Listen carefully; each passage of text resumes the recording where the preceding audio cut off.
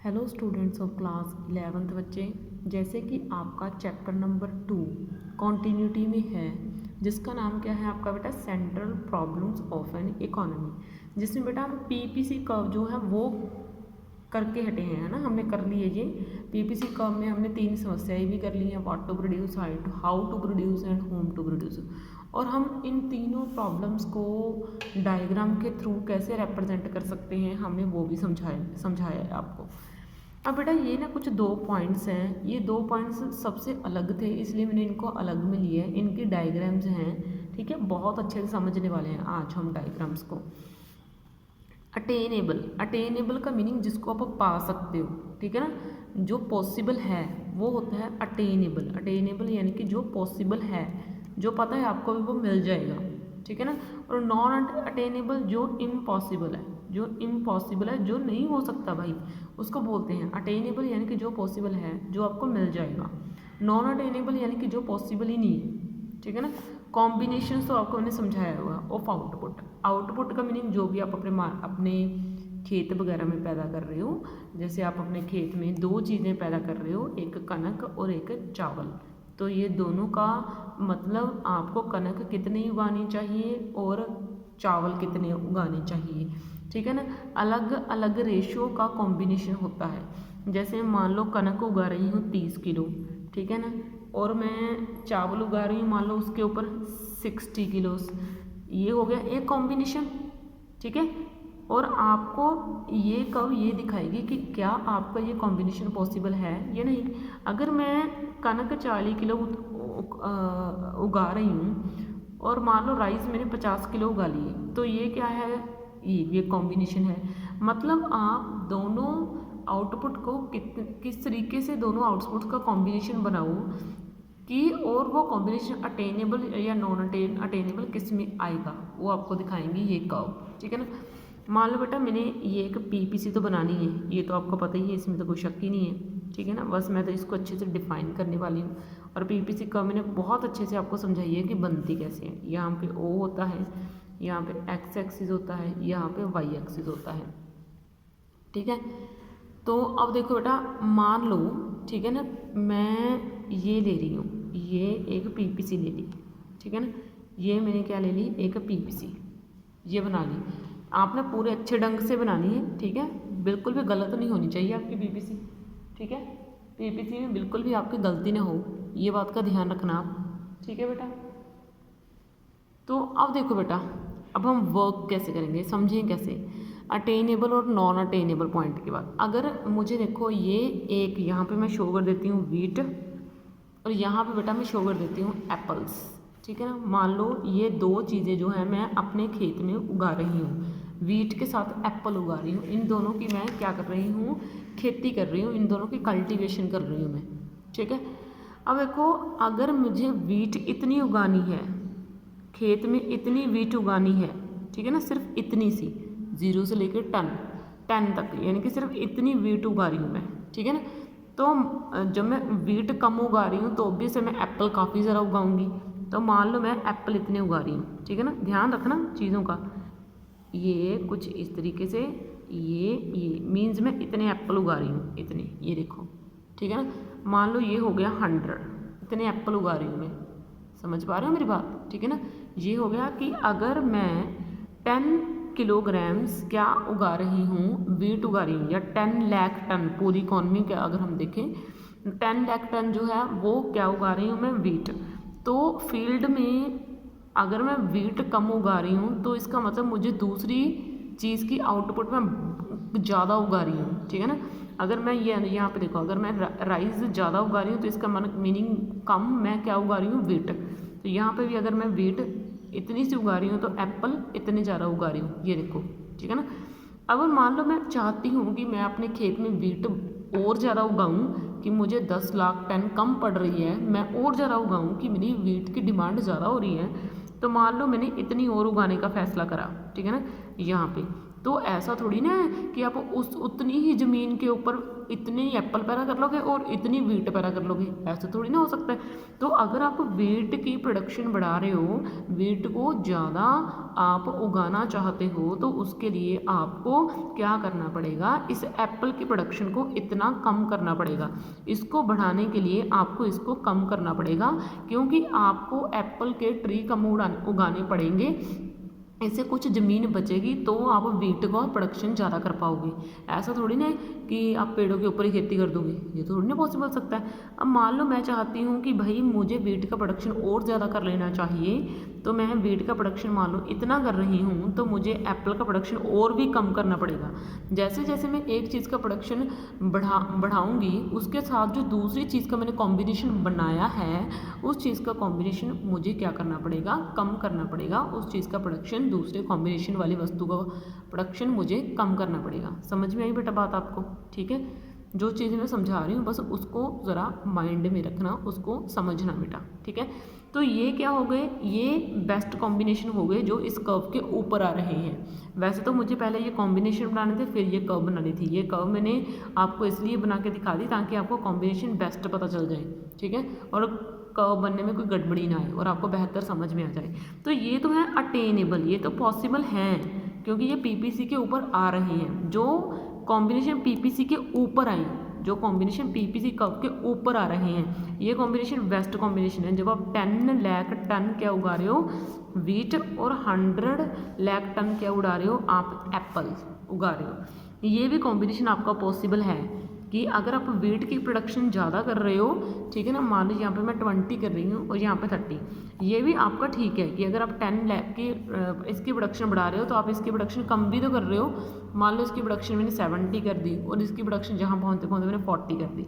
ठीक है ना, तो ये ऐसा हो सकता है। ठीक है ना, ये देखो ये एक बेस्ट कॉम्बिनेशन है, क्योंकि मैंने जब एक को बढ़ाया, ठीक है, एक को बढ़ाया तो दूसरे को कम भी कराया मैंने। ठीक है ना, तो अब देखो बेटा, अब जब मुझे ये कॉम्बिनेशन चाहिए तो ये भी बेस्ट है। जब मैंने एक चीज़ को बढ़ाया तो दूसरी को कम करा, ये देखो, ठीक है, होता भी ऐसे ही है। ठीक है ना, तो ये कॉम्बिनेशन अटेनेबल कॉम्बिनेशन आ गई, जो आपको मिल सकते हैं। जो इस पीपीसी के ऊपर आए वो क्या होते हैं, सारे के सारे अटेनेबल। वैसे मैं इसका नाम रख देती हूँ ABC, ABC आर अटेनेबल। ठीक है ना, ये अटेनेबल है। अटेनेबल यानी कि आपके लिए बेस्ट कॉम्बिनेशन है और आपको ये मिल सकते हैं और आप इसको बना सकते हो, तो ये आपको आपका टारगेट देंगे। ये अटेनेबल कॉम्बिनेशन है कि अगर आप एक चीज़ की प्रोडक्शन बढ़ाना चाहते हो तो आपको दूसरे की कम करनी ही पड़ेगी, और इस तरीके से करनी पड़ेगी कि नुकसान दोनों में ना उठाना पड़े आपको। ठीक है ना, किसी एक में भी ना उठाना पड़े, दोनों में तो क्या। ठीक है ना, और नॉन अटेनेबल क्या हो गया, नॉन अटेनेबल का क्या हो गया, जो आपको नहीं मिलेगा, अनअटेनेबल, जो आपको कॉम्बिनेशन मिल ही नहीं सकता। अगर आप बोलोगे कि मैम मैं तो ये कॉम्बिनेशन बनाऊंगी, मैं तो इससे हटके बना दूंगी, ये कॉम्बिनेशन कहाँ पे जा रहा है भाई, ये तो पीपीसी के ऊपर ही नहीं है। अगर आप मान लो आपने ये कॉम्बिनेशन बना दिया, मान लो आप बोल रहे हो कि मैं 20 वीट उगा रही हूँ और 20 वीट के लिए मैं इतना एप्पल कम कर रही हूँ, सिर्फ इतने, ये देखो 90 इतने एप्पल कम कर रही हूँ कि मैं यहाँ पे वीट भी डबल कर रही हूँ, 10 से 20 कर रही हूँ और एप्पल का प्रोडक्शन भी कम कर रही हूँ। तो ये थोड़ी ना पॉसिबल हो सकता है कि आप वीट का प्रोडक्शन इतना ज़्यादा बढ़ा रहे हो और एप्पल का प्रोडक्शन इतना कम कर रहे हो, आपकी ज़मीन ही कम रह जाएगी आपको। ठीक है ना, तो आप खुद सोचो कि आपके पास मान लीजिए ओनली 100 यार्ड ज़मीन है। 100 यार्ड का मीनिंग हम इसको हिंदी में गज बोलते हैं। 100 गज आपका ज़मीन है और आप बोल रहे हो कि मैं उसमें 30 का रूम बना लूँगी। 30 रूम कहाँ पे पॉसिबल है, सिर्फ ग्राउंड फ्लोर की बात कर रही हूँ मैं ऊपर नहीं बात कर रही। ठीक है ना, आप बोलोगे कि मैम हाँ पॉसिबल है, मैंने ऊपर नहीं बोला, मैंने ग्राउंड फ्लोर पे बोला। तो आप 100 यार्ड में 30 रूम बनाओगे कैसे भाई, क्या ये पॉसिबल है? ठीक है, तो ये नॉन अटेनेबल है। हाँ, अगर मैं बोलूँ कि मैं 100 यार्ड में 7 रूम बना सकती हूँ, ठीक है ना, मैंने ये नहीं बोला कि अब नीचे या ऊपर, मैंने बोला ऊपर नीचे दोनों तरफ। ठीक है ना, या फिर अगर मैंने बोल दिया कि मैं 100 यार्ड में 3 खुले खुले रूम बनाऊंगी, तो वो पॉसिबल है भाई ग्राउंड फ्लोर में। ठीक है ना, तो मेरे पास समझो कि जो चीज़ आपको मिल सकती है दैट इज़ नॉन अटेनेबल, जो नहीं मिल सकती, और जो मिल सकती है वो अटेनेबल। ठीक है, अब मैं आपको सेकेंड पॉइंट समझाती हूँ, जो है potential level of output and actual level of output. Potential level of output and actual level of output भी ये क्या चीज़ होती है। पोटेंशियल लेवल ऑफ आउटपुट क्या है और एक्चुअल लेवल ऑफ आउटपुट है क्या, ठीक है ना।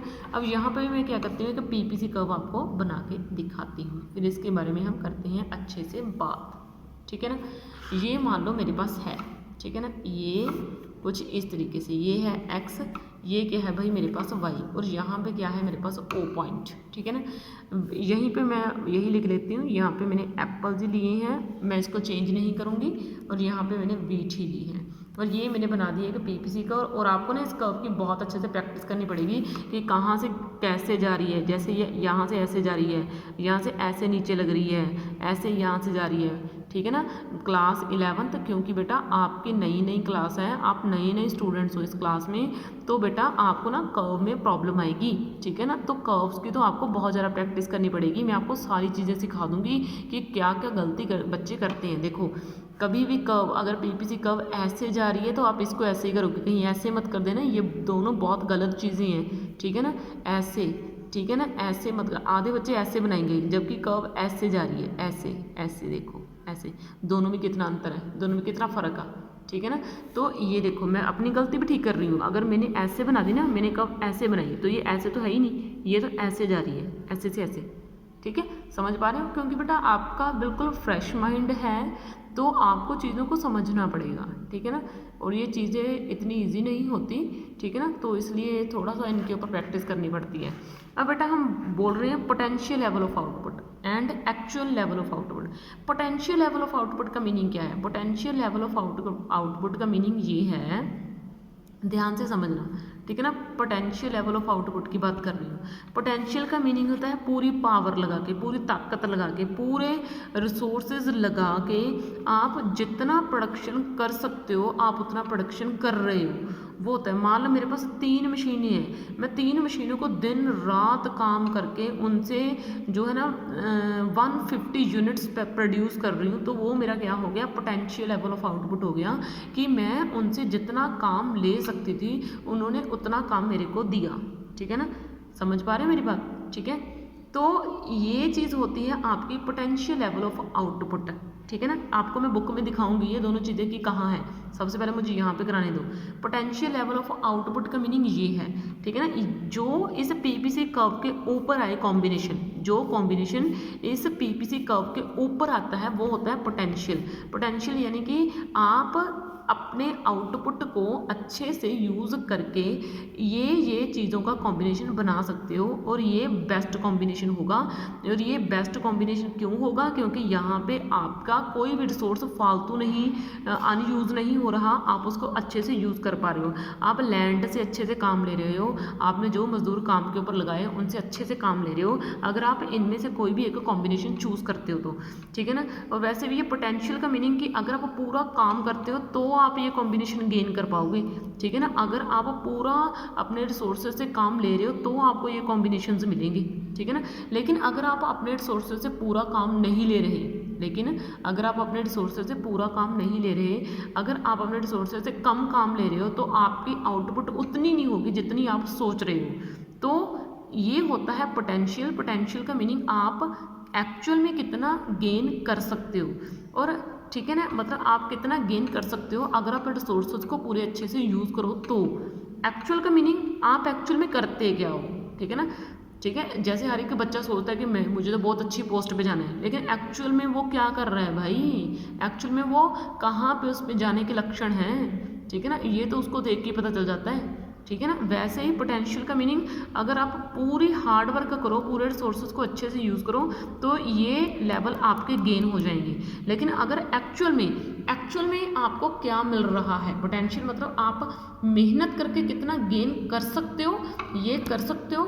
लेकिन एक्चुअल में होता क्या है, एक्चुअल में मान लो ये एक प्रोडक्शन है, ठीक है ना, ये एक्चुअल में मेरे पास मान लो यही कॉम्बिनेशन बन पा रहा है, which is not the best combination, ठीक है ना। ये एक्चुअल वाला आ गया, मान लो जो इसके अंदर आएगा, ठीक है ना, ये क्या हो गया, एक्चुअल आ गया, समझ में आई बात, ठीक है ना। ये वाला क्या आ गया, एक्चुअल आ गया। और ये पॉइंट कौन सा था, ये देखो ये पॉइंट, ठीक है ना, ये था इस लाइन के ऊपर वाला पॉइंट, ठीक है ना।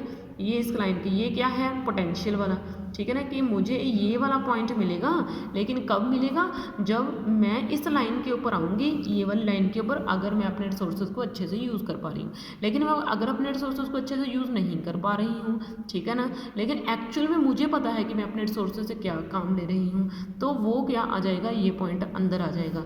तो ये क्या है, आपका एक्चुअल है कि आप एक्चुअल में क्या गेन कर पा रहे हो, और थ्योरेटिकली आप क्या चाहते हो, लेकिन आप ये चाहते हो कि हमें ये गेन हो, लेकिन एक्चुअल में आपको ये मिल रहा है। और अगर ये अंदर आ रहा है, आपका ये पॉइंट कहाँ पे है, अंदर, तो एक्चुअल आउटपुट आपकी क्या है भाई, एक्चुअल आउटपुट आपकी कम है, किससे, पोटेंशियल से, यानी कि आप अपनी मशीनों से उतना काम ले नहीं पा रहे जितना आप ले सकते हो। अगर मैं आपको बुक में दिखाना चाहूँ तो ये रहा अटेनेबल पूरे कॉम्बिनेशन, और ये रहा नॉन अटेनेबल, और ये रहा पोटेंशियल लेवल ऑफ आउटपुट, और ये रहा एक्चुअल लेवल। ये देखो इसने बोला पीपीसी पहचानने में हेल्प करती है पोटेंशियल लेवल ऑफ आउटपुट को, और ये मैक्सिमम लेवल ऑफ आउटपुट होता है जो हम अवेलेबल, जो हमारे पास रिसोर्सेज हैं उनकी मदद से गेन कर सकते हैं। It is related to fuller यानी कि पूरा, एंड एफिशिएंट यूटिलाइजेशन यानी कि अच्छे से यूटिलाइज करना, अच्छे से चीज़ों को यूज़ करना, रिसोर्सेज को। Actual level of output, actual यानी कि जो असल में आउटपुट का लेवल है, मे बी डिफरेंट, वो अलग हो सकता है from the potential level of output, potential level of output से, ठीक है ना। It refers to that level of output, इसमें उस लेवल की बात की जाती है विच वी एक्चुअली अटेन, जो हमें असल में मिलता है, थ्योरेटिकली नहीं भी, असली ज़िंदगी में कैसे ना, असली ज़िंदगी और फिल्म की ज़िंदगी में फ़र्क होता है, तो बस यही चीज़ है, ठीक है ना। असली ज़िंदगी में आपको क्या मिलता है, ठीक है ना, वो चीज़ है, ठीक है ना। तो ये चीज़ जो है वो मैंने आपको करवा दिया, और ये भी बता दिया कि एक्चुअल लेवल ऑफ आउटपुट हमेशा आपका कम ही रहता है पोटेंशियल लेवल ऑफ आउटपुट से, और ये डायग्राम मैंने आपको समझाई है, जिसमें ये मैंने एक्चुअल आपका आउटपुट लिया है, और ये मैंने जो है आपका ये पोटेंशियल लेवल वाला लेके दिखाया है, और आपको ये समझाया है कि जो एक्चुअल है वो कम होता है किससे, पोटेंशियल से। तो इसके साथ आपको मैंने ये 2 समस्याएँ करवा दी हैं। ओके बेटा, थैंक यू, बाकी नेक्स्ट लेक्चर में करेंगे।